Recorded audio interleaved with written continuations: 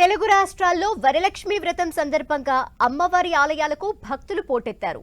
శ్రావణ మాసం రెండో శుక్రవారం సందర్భంగా వరలక్ష్మి పూజలు నిర్వహిస్తున్నారు భక్తులు. తెలుగు రాష్ట్రాల్లోని అమ్మవారి ఆలయాల్లో ప్రత్యేక పూజలు చేస్తున్నారు. హైదరాబాద్ అష్టలక్ష్మి ఆలయంలో 3 రోజుల పాటు పవిత్రోత్సవాలు నిర్వహిస్తున్నారు. అష్టలక్ష్మి ఆలయంలో 5 గంటలకే పూజలు ప్రారంభమయ్యాయి.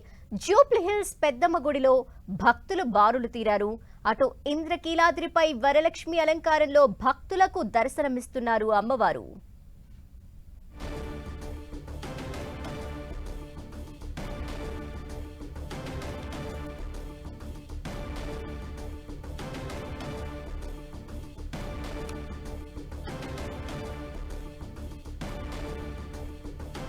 తెలుగు రాష్ట్రాల్లో వరలక్ష్మి వ్రత సందర్భంగా తెలుగు రాష్ట్రాల్లోని అమ్మవారి ఆలయాలకు భక్తులు పోటెత్తారు. శ్రావణ మాసం రెండో శుక్రవారం సందర్భంగా వరలక్ష్మి పూజని నిర్వహిస్తారు భక్తులు.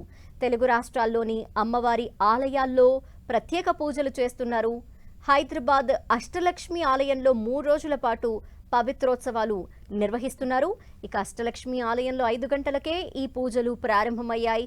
జూబ్లీహిల్స్ పెద్దమ్మ గుడిలో భక్తులు బారులు తీరారు. అటు ఇంద్రకీలాద్రి పై కూడా వరలక్ష్మి అలంకారంలో భక్తులకి అమ్మవారు దర్శనమిస్తున్నారు.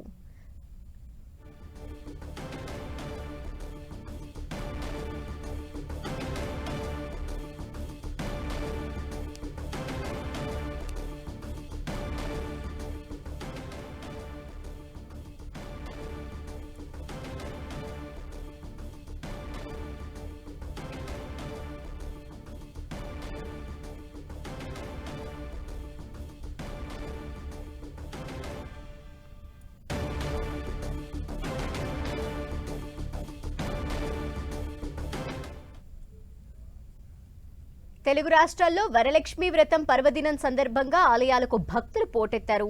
హైదరాబాద్ జూబ్లీహిల్స్ పెద్దమ్మ తల్లి ఆలయం నుంచి మరింత సమాచారం మా ప్రతినిధి తేజస్విని అందిస్తారు. తేజస్విని.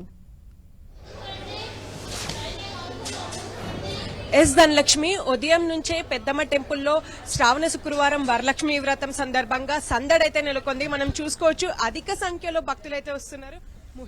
ముఖ్యంగా మహిళలు ఎంతో ఇష్టంగా చేసుకునే పండుగ కాబట్టి మహిళలతో ఇక్కడ టెంపుల్ అంతా సందడి నెలకొందనే చెప్పాలి. ఎందుకంటే ఇంట్లో కుటుంబ సభ్యులు అలాగే పిల్లలు ఎంతో సుఖంగా ఉండాలి, సంతోషంగా ఉండాలి, ఆరోగ్యం కూడా బాగుండాలని చెప్పి ఎంతో ఇష్టంగా చేసుకునే పండుగ ఇది మహిళలంతా. కాబట్టి మహిళలతో ఇవాళ టెంపుల్ అంతా సందడిగా నెలకొంది. మనం విజువల్స్ లో కూడా చూసుకోవచ్చు. సంప్రదాయమైన బట్టలు వేసుకొని ఉదయం నుంచే ఇక్కడ సందడి కూడా నెలకొందనే చెప్పాలి. శ్రావణ మాసంలో పౌర్ణమికి ముందు వచ్చే శుక్రవారం రోజున వరలక్ష్మి వ్రతం అనేది చేస్తారు.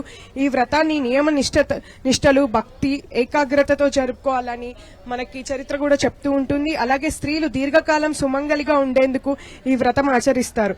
వరలక్ష్మి వ్రతం చేయడం మహిళలకి ఎంతో శుభప్రదం అని కూడా చెప్తూ ఉంటారు పెద్దలు. ఈ రోజు కాకపోయినా కావచ్చు, ఏదైనా ఒక శుక్రవారం అయితే వ్రతం చేసుకోవచ్చు. ఈ వ్రతం ఆచరించడం వల్ల మనకు శ్రీ లక్ష్మీదేవి కృపా కటాక్షాలు ఉంటాయి. అలాగే పాపాలు తొలగి ప్రసన్నం కూడా కలుగుతుంది అని భక్తులు ఎంతో శ్రద్ధగా చేస్తూ ఉంటారు. కాబట్టి అలాగే దీనికి సంబంధించి వివరాలు అందించడానికి ప్రస్తుతం మనతో పాటు ఆలయ అర్చకులు ఉన్నారు. వారితో మాట్లాడదాము.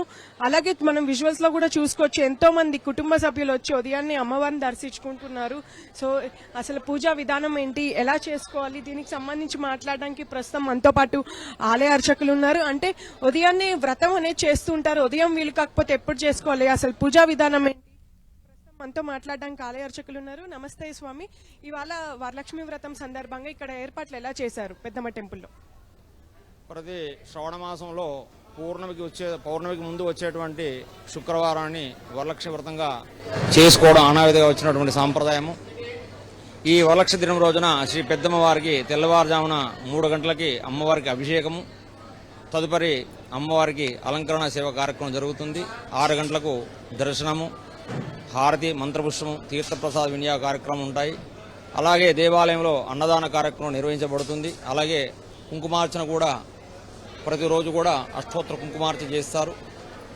అలాగే ఈ వరలక్ష్మి వ్రతాన్ని మనము పౌర్ణమికి ముందే చేసుకుంటాము. ఈ వరలక్ష్మి వ్రత విధానంలో ముందుగా కలశస్థాపన చేయడము, అమ్మవారిని వివిధ రంగులు గల చీరలతో అలంకరించడము, రకరకాల ఆభరణాలతో అలంకరించి అమ్మవారికి నిష్ఠగా తోరణం కట్టుకొని మనము పూజిస్తూ ఉంటాము.